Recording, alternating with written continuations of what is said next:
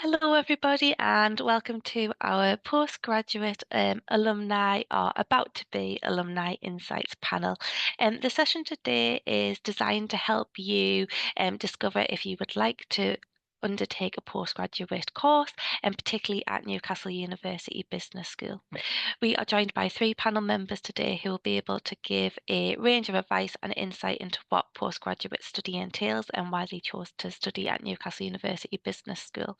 If at any point you feel that we have not answered the questions or you have some burning questions that you would like to ask, if you get in touch with the team when the links will be at the end of the session, we will be able to help you and hopefully get you on that path to further study. So I'm going to stop sharing my screen and introduce you to our panel members today, and I'll also do a quick introduction to myself. So for those who don't know me, my name is Rebecca Stubbs. I'm the Alumni Relations Manager at Newcastle University Business School. And you might be thinking, well, why am I hearing from the Alumni Relations Manager when I haven't even started my course yet?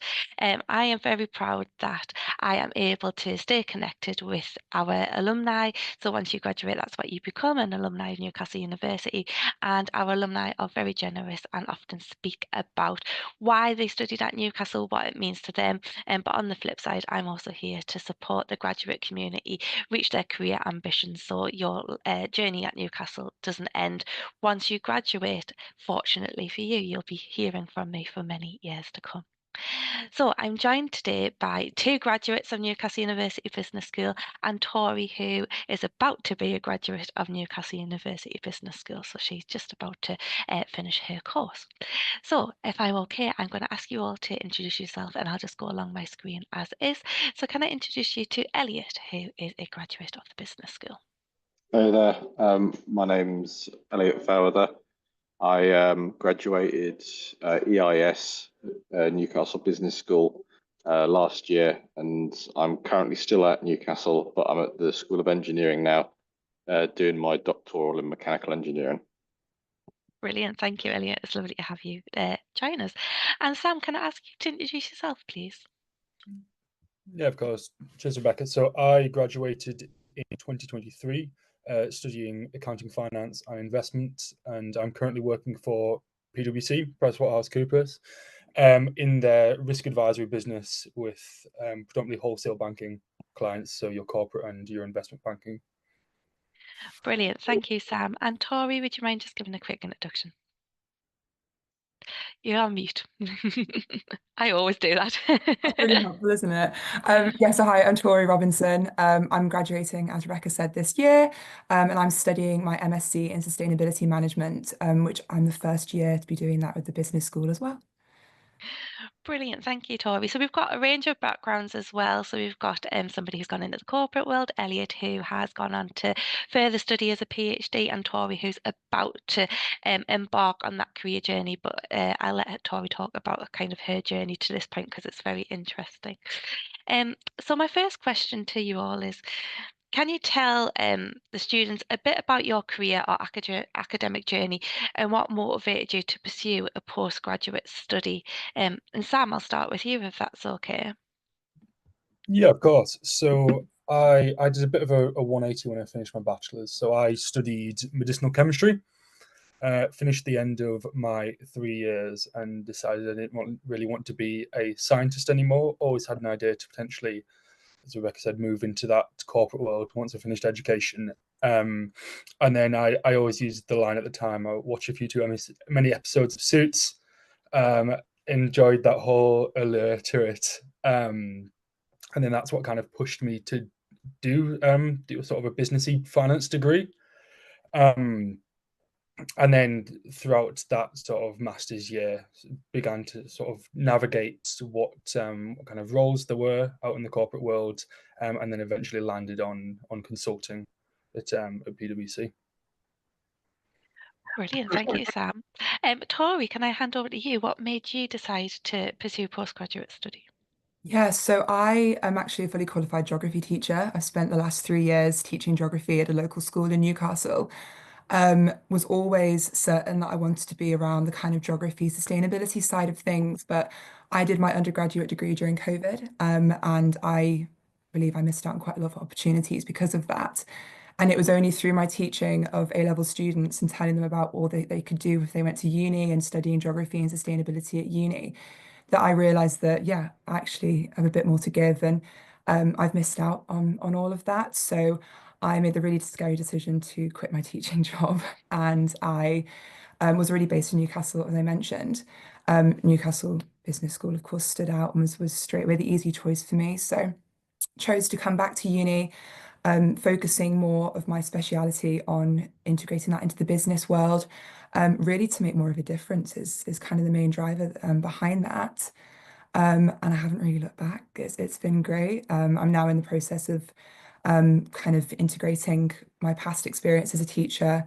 As I said, those subject speciality skills, but also the opportunities which I've now been able to glean from being at Newcastle uni again, to yeah, hopefully go forward and go into sustainable project management. So yeah. Brilliant. Thank you, Tori. And Elliot, the same question to you.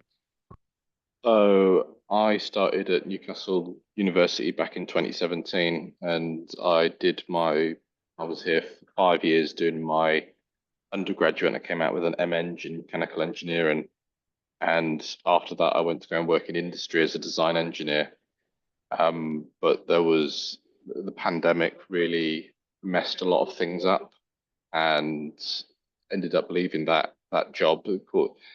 And I knew during that time I did a lot of self reflection on what I wanted to do going forward and things that I wanted. And I knew I wanted to start an independent venture, but I knew enough to know that I didn't know enough, and I had no one that could potentially allow me to shadow them or go to with an idea. So I went online, and there was generic courses on things like Udemy and LinkedIn, learning on how to on how to be an entrepreneur or how to start a business, but they were like 6 hours long. So I thought, well, Newcastle University's got one of the best business schools in the country and even the world, and I saw the course that I went on to go and do, which was EIS, and I read it, I fell in love with it, and that's how I ended up back. I did sort of take a gamble on it, um, and yeah, straight away it was absolutely fantastic, and it was the best thing I ever did, and it catapulted my independent career tenfold. Fantastic.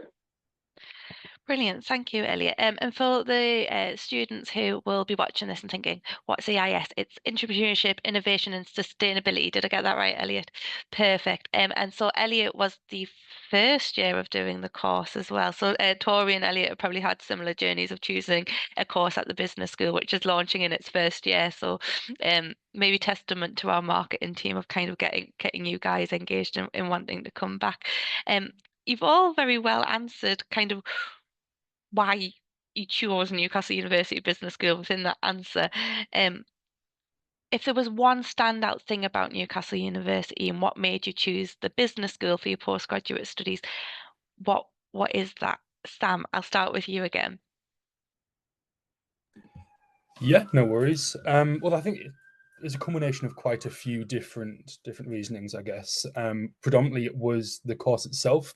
So coming from quite an abstractly different subject area, I was really looking for something to give me the breadth of knowledge to really bridge that gap between, I suppose, chemistry and the corporate world. And the AFI, Accounting, Finance, and Investment course really offered me that.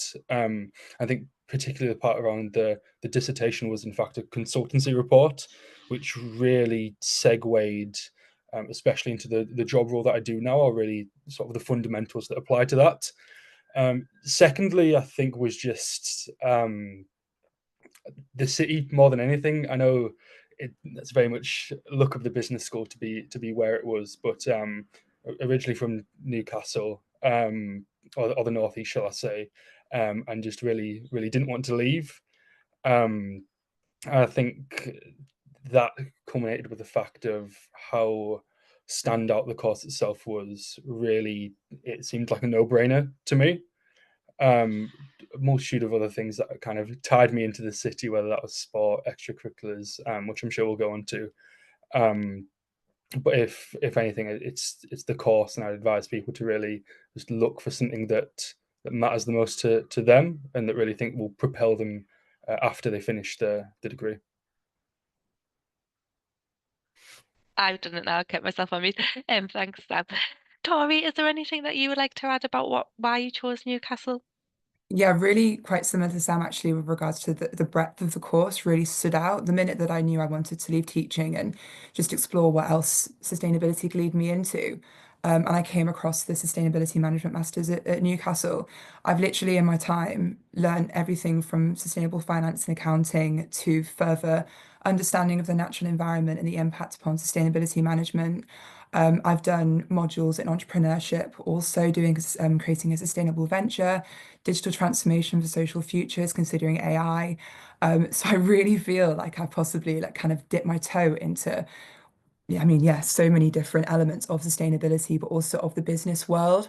But also alongside that, still really complementing my existing skills from teaching, loads of transferable skills that Newcastle have just continued to support and even with regards to digital transformation for social good and sustainable venture creation, we've had loads of input from local business leaders and local professionals who've come in to speak to us to give us guidance and just really continue that development, not just within the business school capacity, but also connecting with local people and local businesses. And it's just been so powerful. I mean, I did my teaching qualification at Newcastle University as well, so I was already really aware of how supportive the uni is with regards to connecting with local areas and local people. So that was a really big driver between me wanting to go back and just get more of that really and kind of use that to springboard my career even further. But again, as Sam said, like Newcastle is just a great city. I came up here for the teaching qualification and ended up staying here for my teaching job. And I was just like, it's a no-brainer to continue to do my master's up here. I absolutely love the city. Brilliant, thank you. Elliot, I'm going to change tactic a little bit, but just thinking about the EIS course and what Tori's just mentioned, did you feel that you benefited from the course being kind of in its inaugural year, the contacts that the business school does seem to have with organisations, did that really kind of play to your benefit, do you think? Yes. So when I was an undergrad, the connections that the university offered in the engineering world was far and above what other competing courses at different universities were offering.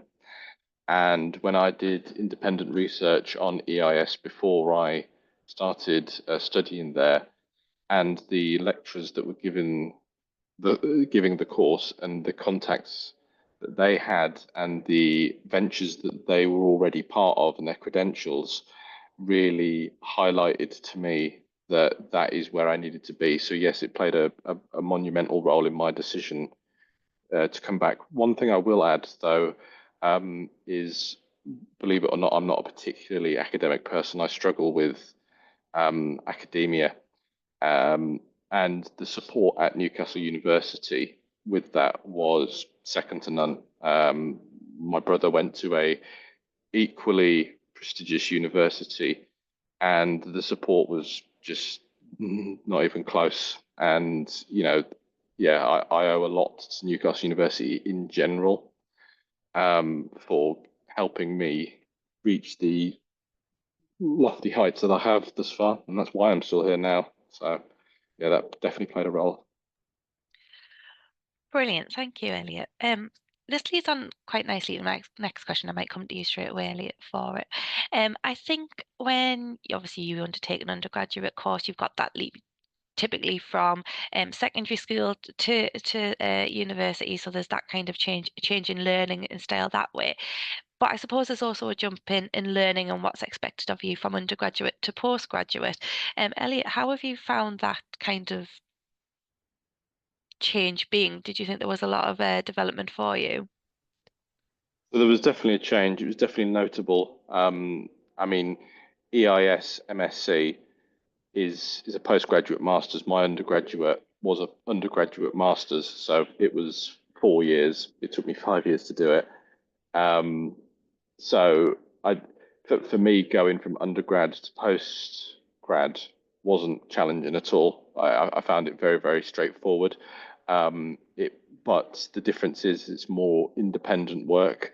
Now, because of my academic challenges, I thrive with independent work rather than more lesson led and assignment based work.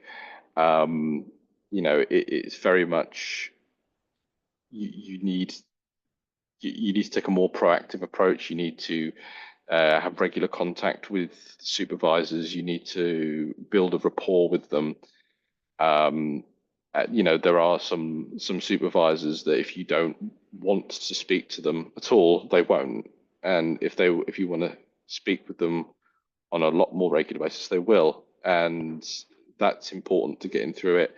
And being open to taking advice, constantly questioning, am I in the right direction? Because at the end of the day, you are here to learn, and you're learning because you don't know. And you need to be open to changing what you've done. So yes, there was a difference, but I found, especially in the post graduate master's degree, it was much more closer to what you actually deal with in the working world, as opposed to what you experienced at undergrad. So you're heading that direction anyway. So yeah. Brilliant. Thank you so much, Elliot. And Sam, how did you find the jump from undergraduate to postgraduate? And obviously you were going from you were changing kind of schools quite considerably. Quite drastically, yeah. So I think the biggest change for me was the way of working almost, and the way of thinking that I had to adopt. So chemistry being sort of a very linear science, it's maybe not necessarily straightforward, but it's that very sequential, stepped sort of path all the way through the degree. You have your labs, you have your lectures, and it's all very set. This is how it works. Whereas the masters really forced me to think laterally as opposed to linearly. And I think that was the biggest, at the time, maybe not a welcome change, but looking back on it, it's something that I was very thankful for. And I remember specifically there was a lecturer, can't actually remember his name, unfortunately, but he really forced you to think during the lectures, whereas undergrad, it was very much a case I could rock up, do the lecture, read the material, and fine.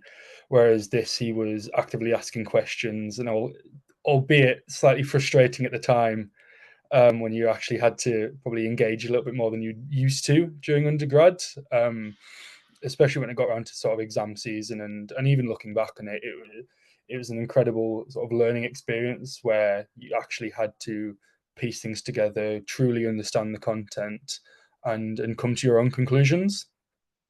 So I think that, owing to the slightly more independence aspect of it, there was a big jump in actually having to apply yourself in a slightly different way, or that might have just been me personally with the subject change. But it was a welcome change, I think. Brilliant. Thank you, Sam.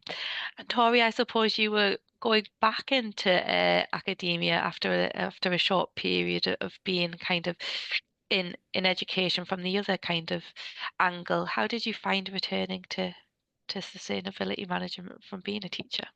I think, I mean, yeah, going from marking the papers to being marked was definitely a shake up.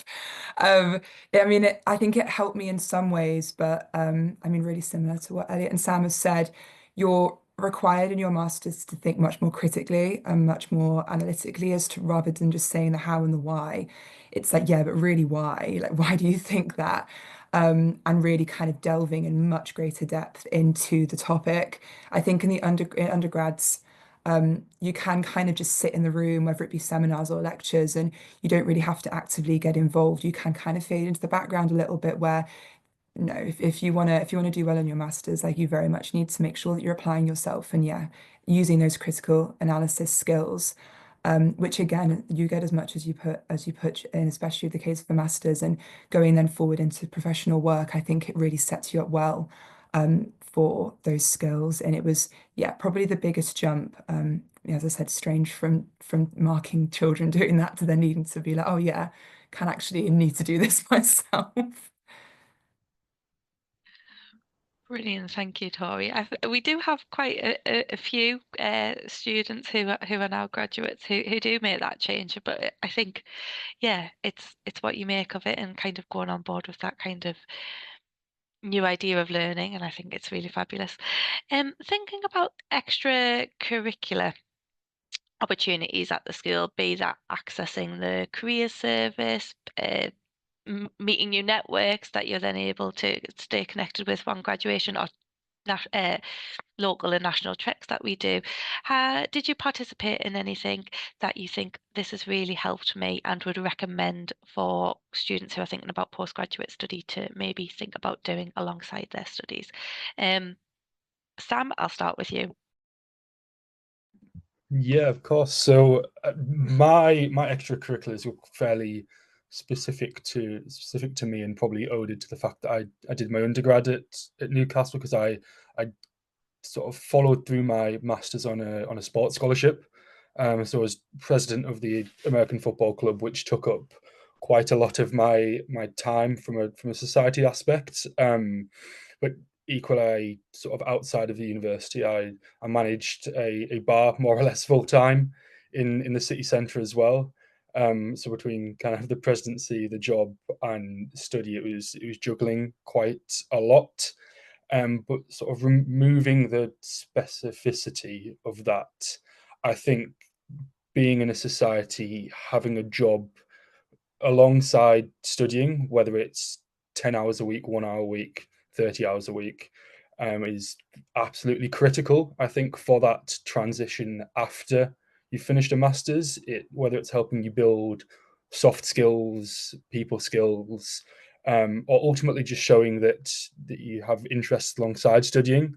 I think it does a brilliant thing to sort of boosting yourself and your own personal image when you then look outwards to job roles, and ultimately something that you can then speak about in interviews. Brilliant, thank you, Sam. Sounds like you had your hands full, but done it all great and successfully. Tori, was there any extracurricular opportunities that you really thought, wow, this has really helped me out quite a bit? Yeah, I mean, the opportunities element of it is literally what, I mean, encouraged me to come back to uni and do a whole career switch. Um, and yeah, that goes from the academic side of things. I did one of the national careers tracks with the Newcastle Business School down to London, where we engaged with loads of professionals in London, was Alpha Sites. Gosh, there's so much. It was a day that was really, really fully packed, but I focused specifically on the consultancy and market research line of things.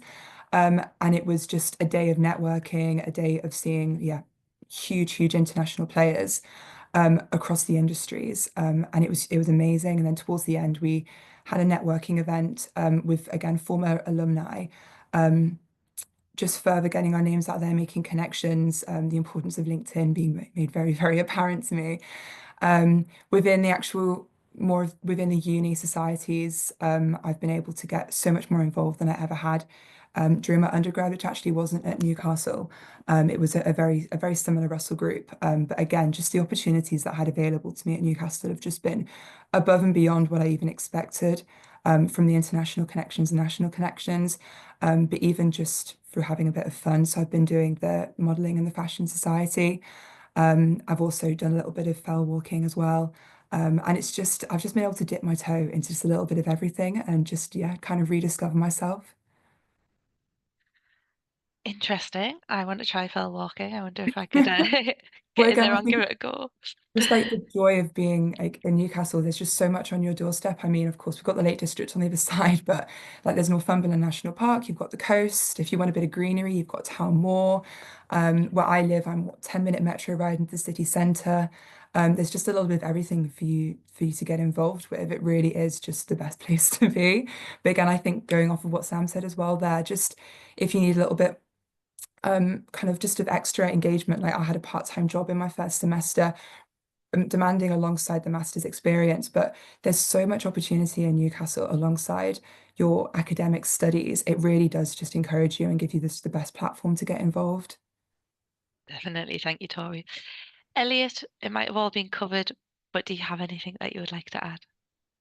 Yeah, so as an undergrad, I did some of the societies, but when I came back, I wanted to remain laser focused on my entrepreneurial endeavors, and as a result, I participated in zero um, societies. I never went out clubbing and going to pubs and stuff like that. That really just is not me. However, what I will say, the career service is second to none. So much so that my brother, I actually ended up taking some of the Newcastle material that was given to me and handed to him to help him um, with his job applications. Same with my partner. I did the same for her. Absolutely phenomenal. Make full use of it. And they help you set up LinkedIn. They'll give you mock interviews. One thing I will say, and this is an absolute crucial point, when you're doing your course here at Newcastle, there will be lots of additional stuff put on by your lecturers and people that run these courses that you don't necessarily have to attend, but I strongly advise you attend them because you get so much more out of the course. But by doing that, I mean, I ended up going to Dublin and seeing companies like Dell, TikTok, and LinkedIn themselves. We did work with the Ministry of Defence to do with procurement. We had other local businesses come in and talk about their general experiences. These are things that weren't marked. They don't show up on your academic record or anything like that. But it was absolutely, one of the best bits about doing the course. And you you're daft to not take full advantage of it. And I went to every single one, and it was took the course to the next level. And that's what I love about Newcastle is that they do that. Because there's a lot of universities that don't. 6 hours of contact time in a week, and that's it. So Yeah, not here. Thank you so much, Elliot. Just for anybody who is thinking about joining us at Newcastle University, so you, as Elliot says, you get that career support from day dot when you walk through the door, and they're there to support you. It can be, as Elliot said, anything from interview preparation right through to if you don't know what you want to do, they'll look at some options and talk you through kind of what your strengths and skill sets is. You get that up to 3 years after graduation. But as I said earlier, we're here to support you for years to come. So we do put on series of events that are online. So it doesn't matter where you decide to be based, we are here to support you. And as Elliot says, they do put on so much extracurricular stuff. I've seen the lists that come out, and I think, how do they manage to do all this in a week? But they give it a go, and they do kind of work with the academics to make sure that the course, whatever it be, is as strong as it can be. And I also heard Sam just kind of pick up on scholarships as well. So again, if you're thinking about studying at Newcastle University, all the information on scholarships is on the website for you to look at. And if you ever had any questions, Sakar, who is on the call, who's part of our recruitment team, is able to answer those for you. And I would say that if you are a graduate already of Newcastle University thinking about doing postgraduate study, there are opportunities for alumni discounts as well. So that was just a little bit of housekeeping there if you were thinking about, oh, what are the opportunities there for me. Going to switch tact again a little bit and ask, what do you wish you knew before starting postgraduate studies that you think might have helped you out a little bit? You might think, oh, I've already talked about it, but putting you on the spot there. Tori, I'll go with you as an outgoing student. What do you think? Oh, I wish I'd thought about that at the start. Oh gosh, you have put me on the spot a little bit.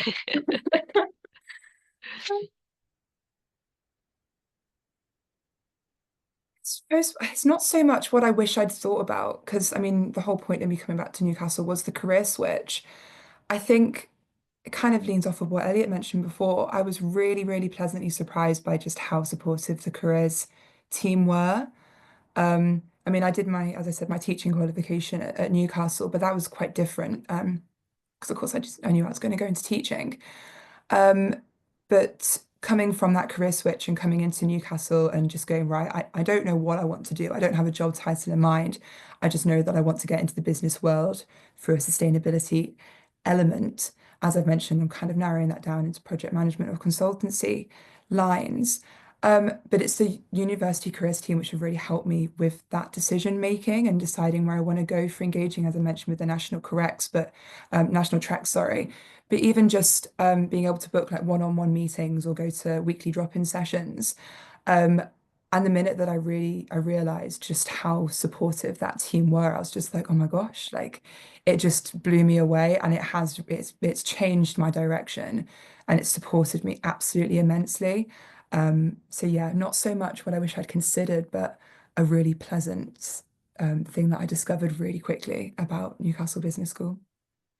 Brilliant, thanks, Tori. Sam, you're nodding away. Do you agree, or is there anything else? No, no.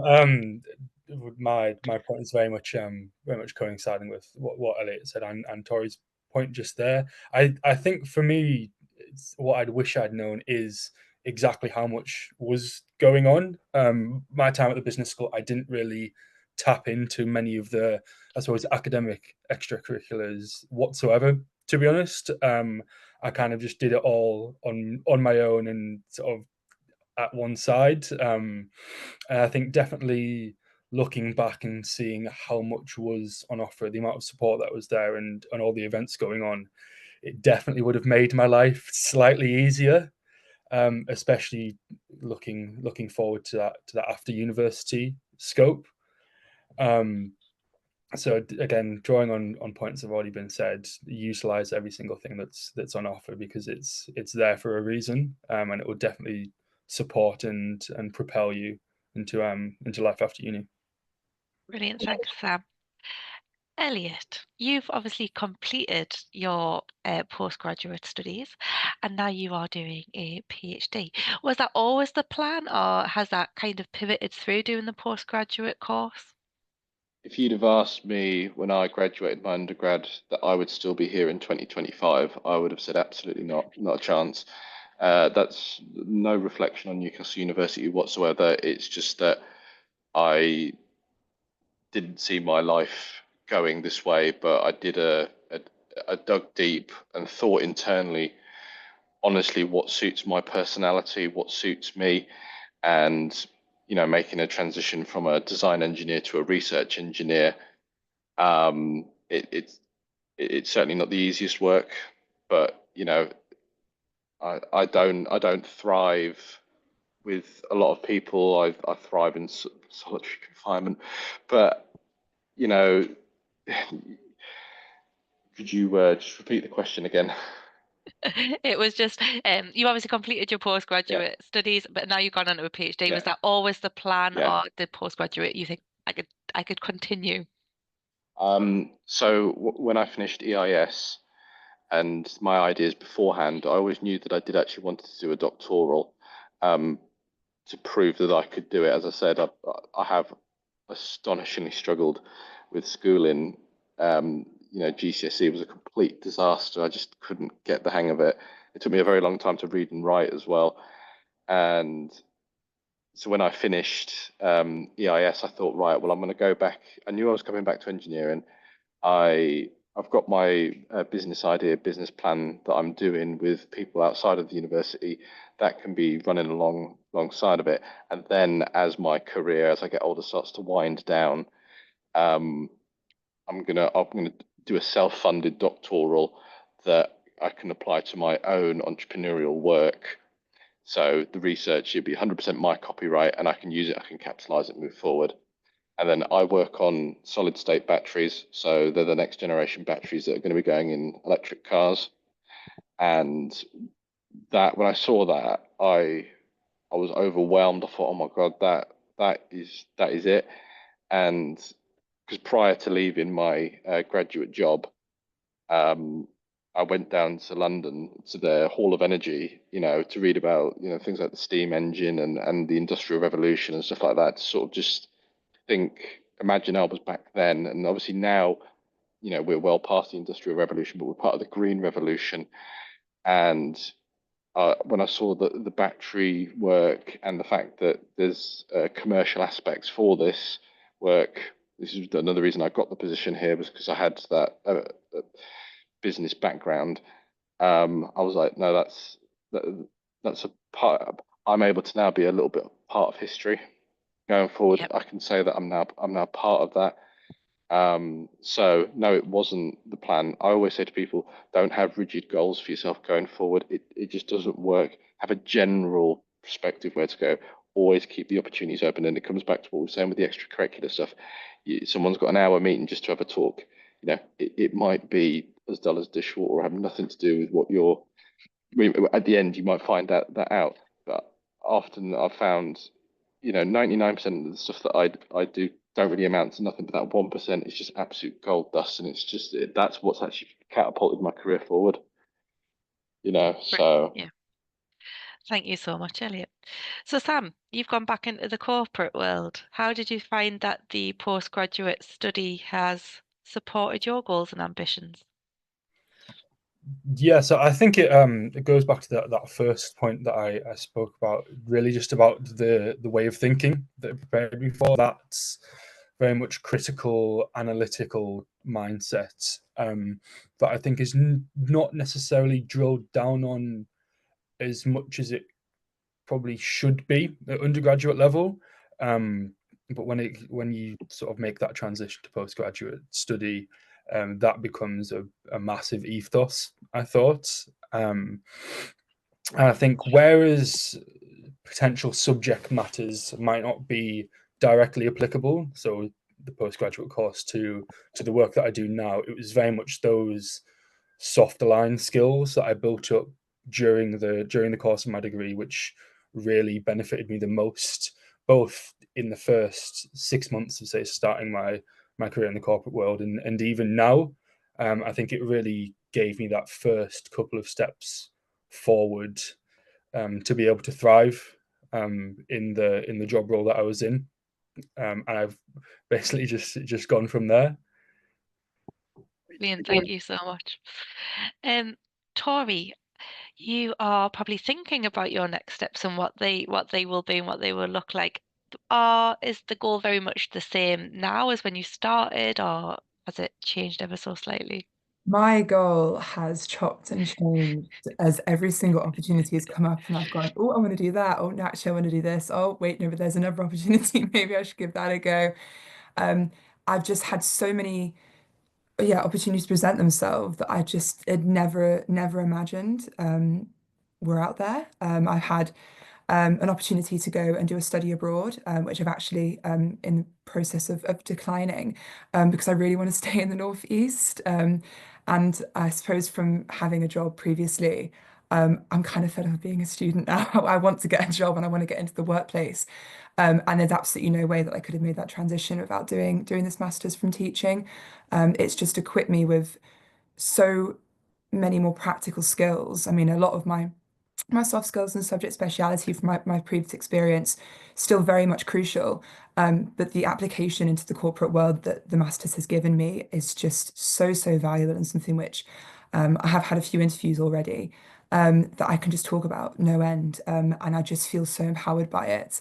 It really has made such a difference. So yeah, I'm looking into got hopefully an internship coming up, fingers crossed for me. I've got an interview for that next week.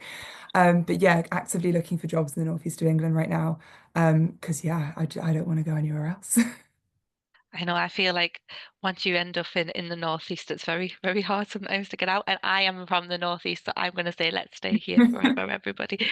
I think this is really interesting because um, all three of our panel members have all or do all have different goals and ambitions, but have obviously all been based in the school. And I think it's just it's a bit of a testament to the school that you can have lots of different goals and ambitions, but you can all have the same level of support. Maybe I'm blowing my own trumpet and I'm biased here, but that's what I'm getting from everybody on the panel here No, I today. think it's so true as well. And even from when I've previously been advising my own students and they're looking at their undergraduate degrees and are looking at their UCASs, one of the main things that I made sure to stress to them was just like just grab every opportunity. And if your goal changes at any point along that timeline, that's fine. Like it's completely okay to chop and change between decisions. And if one opportunity's come up, but actually at the time it was right for you, but right now reflecting on it, it's not, then as much as it's scary and it's like, oh, I don't want to miss out on anything, like no one has a set path.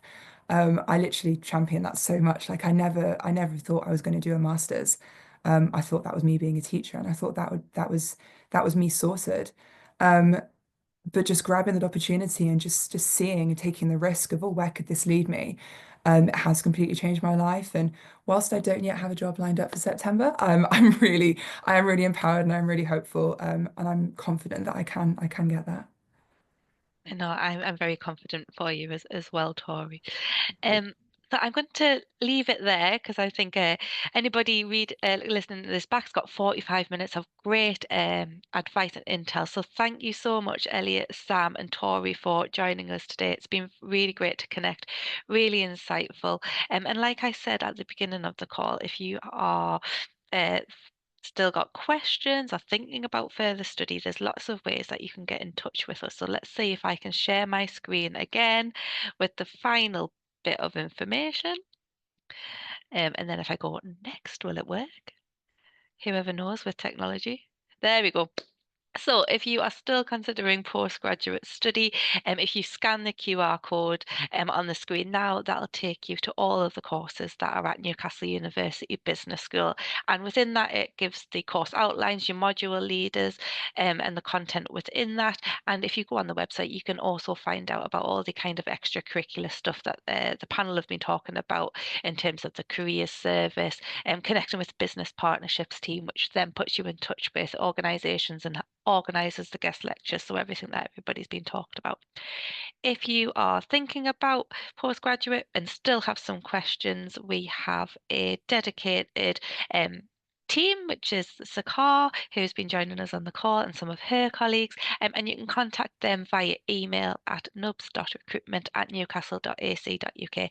And they're able to run through course content with you, but they're also able to talk about scholarships, the application process, and what's just kind of expected within that journey of coming from an undergraduate degree to a postgraduate degree at Newcastle University. And then one day, hopefully, I will see you as part of the graduate community. I think there's 37,000 business school alumni and probably nearly 300,000 Newcastle University alumni. So you're part of a big team. I think it's within kind of over 180 countries as well. So depending on where you want to call home afterwards, there's probably a graduate there as well.